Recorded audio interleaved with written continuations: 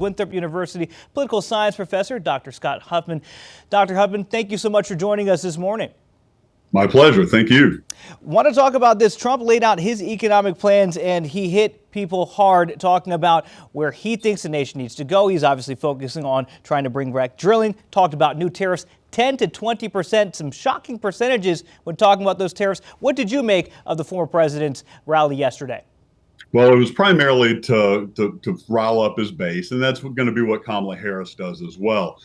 These contests are mainly won by turning out your base, but in North Carolina, such a close state, you're going to need to flip those 5% of undecideds.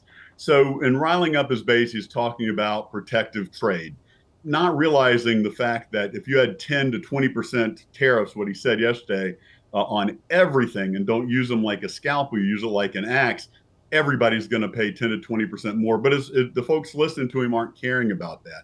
The stock market is doing incredible right now. But you know what? Only 10% of Americans own 93% of stocks. As far as inflation is still high on things like food and childcare. It's lower on industrial products, which is what drives it down overall. But what they feel every week is the pressure in their pocketbooks.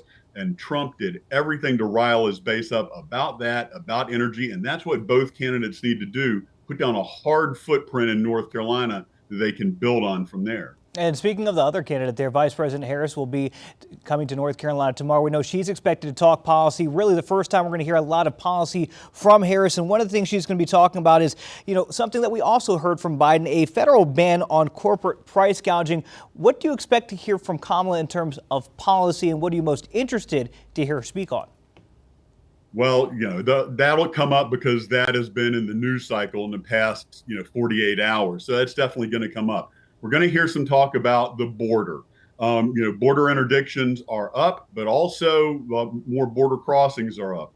And of course, while the term czar was never used by the White House, she's been dubbed the border czar. So that's going to come up. The truth of the fact is this has been studied. Undocumented immigrants actually do less crime than folks who are plain old Americans. But when they do, we see it. It's horrific. It makes the news. She's going to be hammered on that.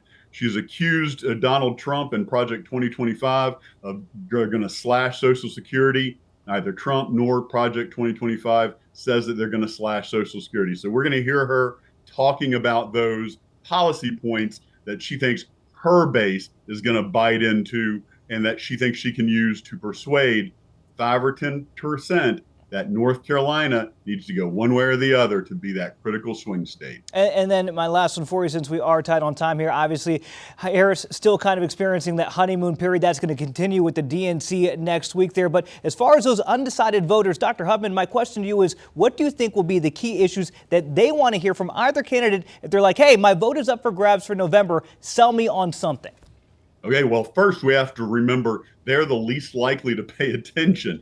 Strong partisans are the most likely to pay attention. So it's the folks who are already watching your newscast to pay attention to the politics as opposed to the folks who are going for their coffee right now. So it's going to be tough to persuade them, but the economy is going to be front of mind. And then it's going to depend on the way energy is presented, especially in North Carolina, where energy costs can often fluctuate quite a bit.